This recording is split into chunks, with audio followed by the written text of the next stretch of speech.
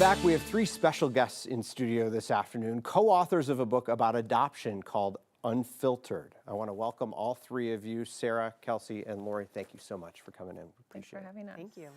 Let's talk. You have an event tonight in Arvada to talk about the book, which is released today. Very exciting. What is misunderstood about adoption in society? I will start with that. I'd love to take that. Sure. Adoption tends to be painted in our society as a win-win and a really beautiful thing that benefits everyone. And that can be true for sure, but it discounts a lot of the losses. Adoption cannot start without loss, and so it discounts the losses. And then by doing that, it creates a lot of problems and a lot of hurt for pretty much everyone involved in the adoption constellation. Yeah.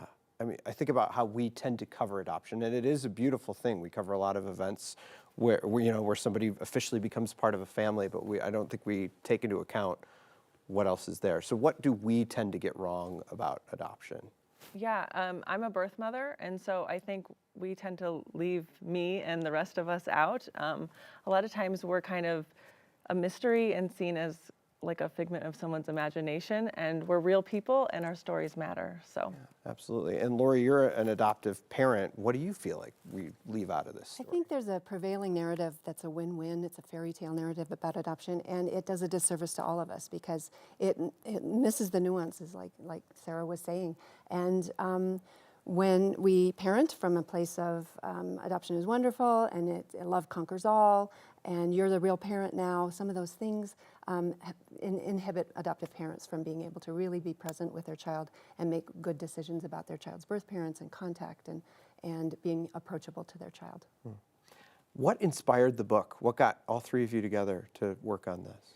All three of us were working and educating and writing in adoption, and we came to it on our own. And then we just kind of collided together and recognized that there are a lot of misunderstandings, like we talked about, and that we wanted to support each other. It was a personal connection Lori and I ended up having first that led to the three of us getting together and writing the book. Is it tough to talk about being a birth parent in this situation? yeah, I think the day that I placed my child for adoption is the most traumatic day of my life. But at the same time, I know that we don't hear often from birth moms. And I primarily work in domestic adoption policy and advocacy work. And I find that to be very rewarding to be able to help the adoption field progress into the future, into the 21st century, and to ultimately serve birth mothers and their children and the adoptive families. Yeah. How do we break? I assume there's a stigma there, right? Like that Sure. makes it difficult to talk about. So how do we as a society kind of break that stigma? I think first, we give birth parents the support that they deserve. Informed consent is something that's hugely missing in this space. Tell these moms what they need to know about adoption before they sign the consent forms. That doesn't mean that she won't sign it, but it means that she goes into this with eyes wide open, and that's really powerful.